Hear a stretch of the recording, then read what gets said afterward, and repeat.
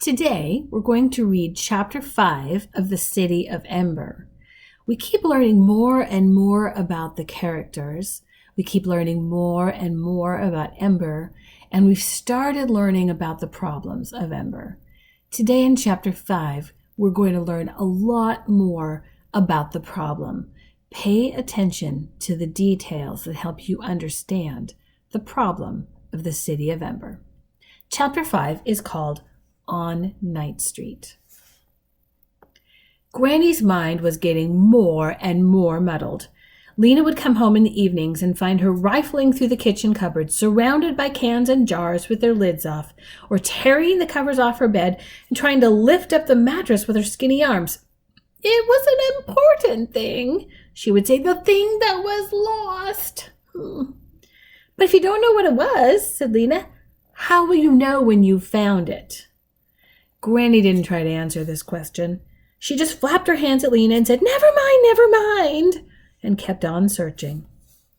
These days, Mrs. Murdo spent a great deal of time sitting by their window rather than her own. She would tell Granny she was just coming to keep her company. "I don't want her to keep me company," Granny complained to Lena. And Lena said, "Maybe she's lonely, Granny. Let her come." Lena rather liked having Mrs. Murdo around. It was a bit like having a mother there. She wasn't anything like Lena's own mother, who had been a dreamy, absent-minded sort of person. Mrs. Murdo was mother-like in quite a different way. She made sure they all ate a good breakfast in the morning, usually potatoes with mushroom gravy and beet tea. She lined up the vitamin pills by each person's plate and made sure they were swallowed. When Mrs. Murdo was there, shoes got picked up and put away, spills were wiped off the furniture, and Poppy always had on clean clothes. Lena could relax when Mrs. Murdo was around. She knew things were taken care of. Every week, Lena, like all workers between age 12 and age 15, had Thursday off. One Thursday, as she was standing in line at the Garn Square Market hoping to get a bag of turnips for stew that night, she overheard a startling conversation between two people standing behind her. "What I wanted," said one voice, "was some paint for my front door. It hasn't been painted for years. It's gray and peeling, horrible. I heard a store over on Night Street had some. I was hoping for blue." "Blue would be nice," said the other voice wistfully. "But when I got there," the first voice continued, "the man said he had no paint, never had. Disagreeable man. All he had were a few colored pencils." Colored pencils. Lena had not seen colored pencils in any store for ages. Once she'd had two red ones, a blue one, and a brown one. She'd used these for her drawing until they were stubs too small to hold. Now she had only one plain pencil left, and it was rapidly growing shorter. She longed to have colored pencils for her pictures of the imaginary city. She had a feeling it was a colorful place, though she didn't know what its colors might be. There were other things, of course, on which her money would be better spent. Granny's only coat was full of holes and coming apart at the seams. But Granny rarely went out, Lena told herself. She was either at home or in her yarn shop. She didn't really need a new coat, did she? Besides, how much could a few pencils cost? She could probably get a coat for Granny and some pencils. So that afternoon she set out for Night Street. She took Poppy with her. Poppy had learned how to ride piggyback. She wrapped her legs around Lena's waist and gripped Lena's throat with her small, strong fingers. On Bedlow Street, people were standing in long lines with their bundles of laundry at the washing stations. The washers stirred the clothes in the washing machines with long poles. In days past, the machines themselves had whirled the clothes around, but not one of them worked anymore. Lena turned up Hafter Street, where the 4 street lamps were still out, and a building crew was repairing a partly collapsed roof. Orley Gordon called out to her from high on a ladder, and Lena looked up and waved. Farther on, she passed a woman with bits of rope and string for sale, and a man pulling a cart full of carrots and beets to the grocery stores. At the corner, a cluster of little children played catch with a rag ball. The streets were alive with people today. Moving fast, Lena threaded her way among them. But as she went into Otterwell Street, she saw something that made her slow down. A man was standing on the steps of the gathering hall, shouting and howling, and a crowd of people had gathered around him. Lena went closer, and when she saw who it was, her insides gave a lurch. It was Sag Merrill. His arms flailed wildly, and his eyes were stretched wide open. In a high, rapid voice, he wailed out a stream of words. "I've been to the unknown regions," he cried. "There is nothing there. Did you think something out there might save us? There is only darkness and monsters, darkness and terrible deep holes, darkness forever. The rats are the size of houses. The rocks are sharp as knives. The darkness sucks your breath out. No hope for us out there. Oh, no hope, no hope." He went on like this for a few minutes and then crumpled to the ground. The people watching him looked at each other and shook their heads. "Gone mad," Lena heard someone say. "Yes, completely," said someone else. Suddenly, Sag sprang up again and resumed his terrible shouting. The crowd stepped back. Some of them hurried away. A few of them approached Sag, speaking in calming voices. They took him by the arms and led him, still shouting, down the steps. "Who dat? Who dat?" said Poppy in her small, piercing voice. Lena turned away from the miserable spectacle. "Hush, Poppy," she said. "It's a poor, sad man. He doesn't feel good. We mustn't stare." She headed toward Knight Street, which ran along Greengate Square. There, a stringy-haired man sat cross-legged on the ground, playing a flute made out of a drain pipe, and 5 or 6 believers circled him, clapping and singing. "Soon, soon, comin' soon," they sang. "What's coming soon?" Lena wondered, but she didn't stop to ask. 2 blocks beyond, she came to a store that had no sign in its window. This must be the one, she thought. At first, it looked closed. Its window was dark, but the door opened when she pushed on it, and a bell attached to its doorknob clanked. From the back room came a black-haired man with big teeth and a long neck. "Yes?" he said. Lena recognized him. He was the one who'd given her a message for the mayor on her very first day of work. His name was Hooper. No, Looper. That was it. "Do you have pencils for sale?" she asked. It seemed doubtful. The shop shelves were empty, except for a few stacks of used paper. Poppy squirmed on Lena's back and whimpered a little. "Sometimes," said Looper. Poppy's whimper became a wail. "Okay, all right, you can get down," Lena said to her. She set her on the floor, where she tottered about unsteadily. "What I'd like to see," said Lena, "are your colored pencils, if you have any." "We have a few," said Looper. "They are somewhat expensive." He smiled, showing his pushy teeth. "Could I see them?" said Lena. He went into a back room and returned a moment later carrying a small box which he set down on the counter. He took the lid off. Lena bent forward to look. Inside the box were at least a dozen colored pencils. Red, green, blue, yellow, purple, orange. They had never even been sharpened. Their ends were flat. They had erasers. Lena's heart gave a few fast beats. "How much are they?" she said. "Probably too much for you," the man said. "Probably not," said Lena. "I have a job." Good, the man said, smiling again. "No need to take offense." He picked up the yellow pencil and twirled it between his fingers. "Each pencil," he said. $5. $5 for 7. You could buy a coat. It would be an old patched coat, but still warm. "That's too much," Lena said. He shrugged and began to put the lid back on the box. "But maybe," Lena's thoughts raced. Let me look at them again." Once more the man lifted the lid, and Lena bent over the pencils. She picked one up. It was painted a deep clear blue, and on its flat top was the blue dot of the lead. The pink eraser was held on by a shiny metal collar. "So beautiful. I could buy just one, Lena thought. Then I could save a little more and buy a coat for Granny next month. Make up your mind, said the man. I have other customers who are interested if you aren't. All right, I'll take one. No, wait.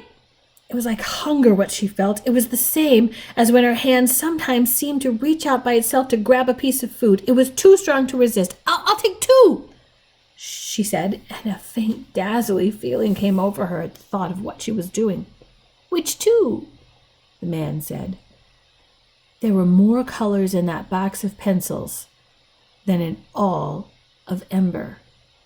Ember's colors were all so much the same. Gray buildings, gray streets, black sky. Even the colors of people's clothes were faded from long use into mud green and rust red and gray blue. But these colors, they were as bright as the leaves and flowers in the greenhouse. Lena's hand hovered over the pencils. The blue one, she said, and the yellow one. No, the... A man made an impatient noise in the back of his throat. The green one, said Lena. I'll take the blue and the green. She lifted them out of the box. She took the money from the pocket of her coat and handed it to the man, and she put the pencils in her pocket. They were hers now. She felt a fierce, defiant joy. She turned to go, and that was when she saw that the baby was no longer in the store. Poppy, she cried. She whirled around. Did you see my little sister go out? She asked the man. Did you see which way she went? He shrugged. Didn't notice, he said. Lena darted into the street and looked in both directions. She saw lots of people, some children, but no Poppy. She stopped an old woman. Have you seen a little girl, a baby, walking by herself in a green jacket with a hood? The old woman just stared at her with dull eyes and shook her head. Poppy! Lena called. Poppy! Her voice rose to a shout. Such a little baby couldn't have gone far, she thought. Maybe down toward Greengate Square, where there were more people walking around. She began to run.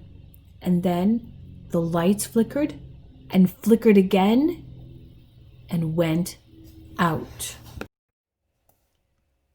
Darkness slammed up in front of her like a wall. She stumbled, caught herself, and stood still. She could see absolutely nothing. Shouts of alarm came from up and down the street, and then silence. Lena stretched her arms out. Was she facing the street or a building? Terror swept through her. I must just stand still, she thought. The lights will come on again in a few seconds. They always do. But she thought of Poppy alone in the blackness, and her legs went weak. I must find her. She took a step. When she didn't bump into anything, she took another step, and the fingers of her right hand crumpled against something hard. The wall of a building, she thought. Keeping her hand against it, she turned left a little and took another step forward. Then suddenly her hand touched empty air. This would be Deadlock Street. Or had she passed Deadlock Street already? She couldn't keep the picture of the streets clearly in her mind. The darkness seemed to fill not just the city around her, but the inside of her head as well. Heart pounding, she waited. Come back, lights, she pleaded. Please come back. She wanted to call out to Poppy, to tell her to stand still, not to be afraid. She would come for her soon. But the darkness pressed against her, and she couldn't summon her voice. She could hardly breathe. She wanted to claw the darkness away from her eyes, as if it were someone's hands. Small sounds came from here and there around her, a whimpering, a shuffling. In the distance, someone called out incoherently. How many minutes had gone by? The longest blackout ever had been 3 minutes and 14 seconds. Surely this was longer. She could have endured it if she'd been on her own. It was the thought of Poppy lost that she couldn't stand, and lost because she had been paying more attention to a box of pencils. Oh, she'd been selfish and greedy, and now she was, oh, so sorry. She'd made herself take another step forward, but then she thought, what if I'm going away from Poppy? She began to tremble, and she felt the sinking and dissolving inside her that meant she was going to cry. Her legs gave way like wet paper, and she slid down until she was sitting on the street with her head on her knees, trembling, her mind a wordless whirl of dread. She waited. An endless time went by. A moan came from somewhere to the left. A door slammed closed. Footsteps started, then stopped. Into Lena's mind floated the beginning of the worst question. What if the lights never... She squeezed her arms around her knees and made the question stop. Lights come back, she said to herself. Lights come back, come back. And suddenly they did. Lena sprang up. There was the street again, and people looking upward with their mouths hanging open. All around, people started crying or wailing or grinning in relief. Then all at once, everyone started to hurry, moving fast toward the safety of home in case it should happen again. Lena ran toward Greengate Square, stopping everyone she passed. Did you see a little girl walking by herself just before the lights went out? She asked. Green jacket with a hood? No one wanted to listen to her. On the B Street side of the square stood a few people, all talking at once and waving their arms. Lena ran up to them and asked her question. They stopped talking and stared at her. How could we have seen anyone? The lights were out, said Nammy Proggs, a tiny old woman whose back was so bent that she had to twist her head sideways to look up. Lena said, No, she wandered away before the lights went out. She got away from me. She may have come this direction.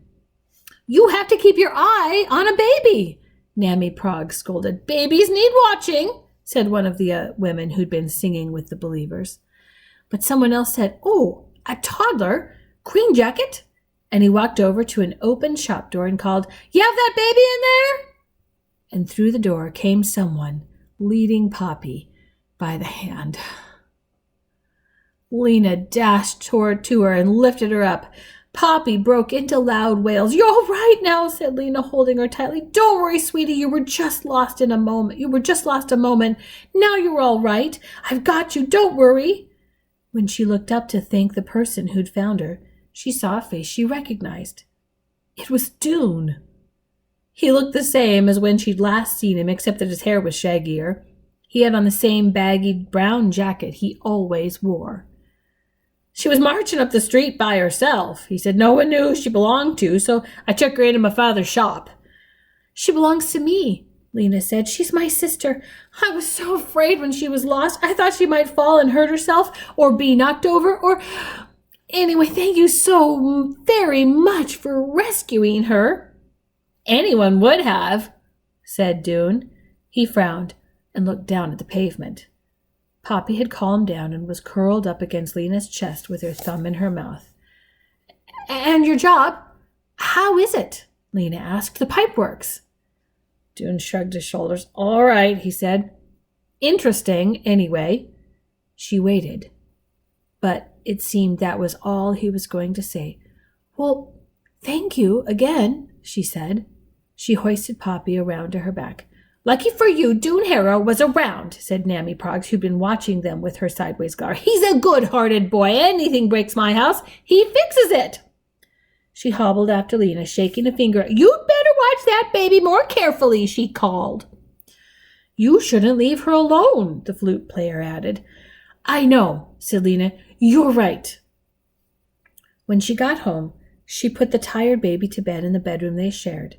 Granny had been taking an afternoon nap in the front room and hadn't noticed the blackout at all.